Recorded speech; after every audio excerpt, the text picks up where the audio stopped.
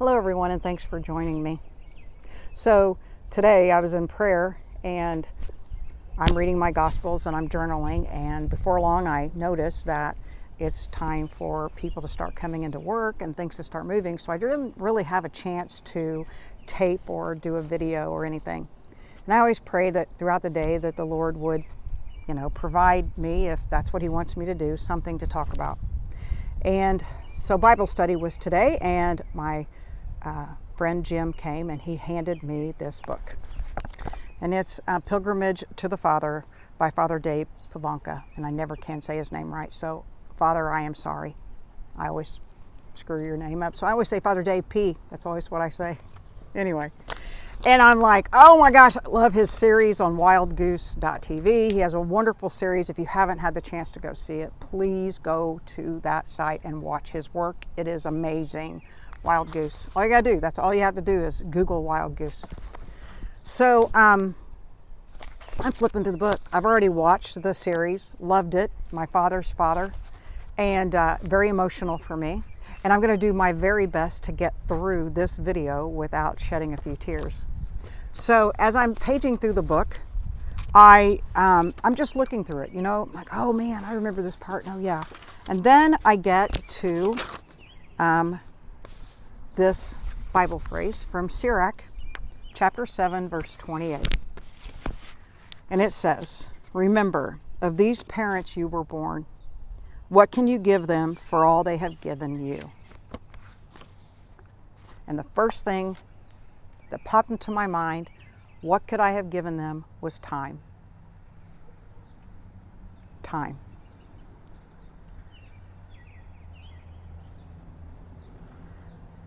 When I was 18, I went off to college. My dad told me, he said, if you want to go to college, sis, you're going to have to do it on your own. We can't afford it.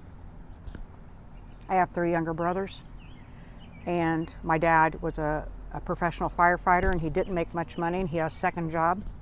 They just didn't have the money to send me to college. I wanted to go to college. I wanted to be a teacher. And so I did it. I, with his help, found grants and I got loans, and I went to college. Went to college for 4 years at Indiana State, and then I got a job in Madison, and I've been here ever since. Got married in 1992 or 1994. My husband will crack up at that because I always say 92 and it's 94. We met in 92. And life happened. And the one thing I regret more than anything is not spending time with my parents more often than I could have.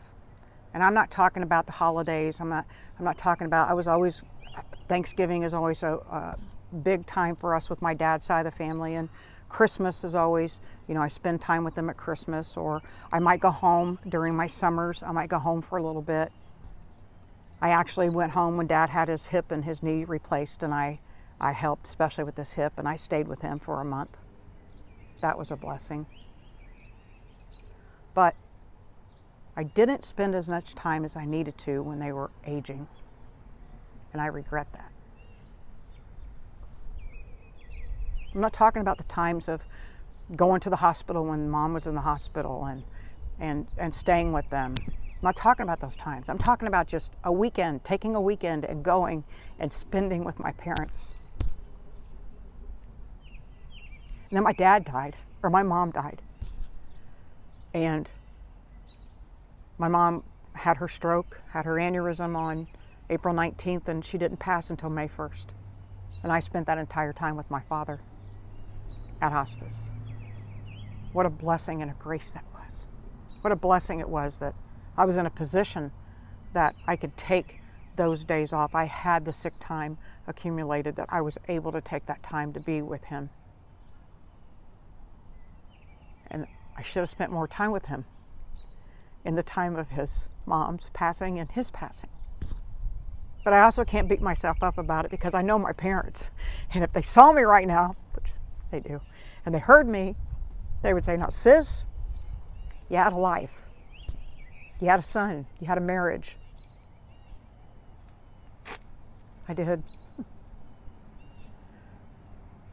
But I also had parents. I thank my 3 brothers that they live within close proximity. I'm 2 hours away from my parents. It's not an excuse. But I thank Jesus that my brothers were there and they took care of my dad on a daily basis. They checked in on him. I called him. I went to see him. Don't get me wrong. I visited him. But I could have been there more often than I was. So, one of the questions as I'm thinking about all this today, and I'm thinking about a friend of mine, I was telling my friend about this, and I had a hard time even telling her. And she said, you know, think about that. What would your parents want from you? What would your parents want from you? They would want me to have my faith. And she said the same thing. They would want me to be a strong Catholic. They would want me to do what I'm doing. It made them so happy that I was praying Divine Mercy live on Facebook, and I was now working for the church. Mom didn't realize that, but my dad did.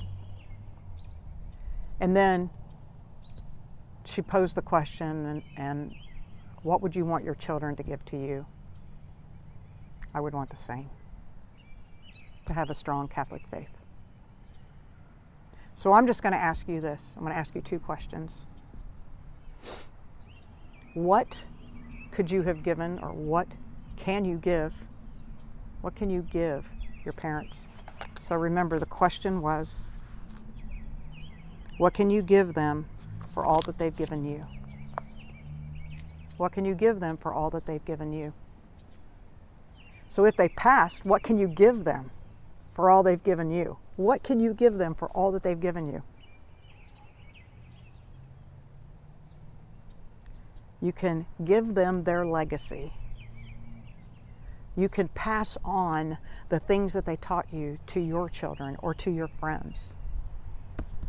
Do they have this is silly, but do they have a great recipe, something that you've always loved to fix that was them?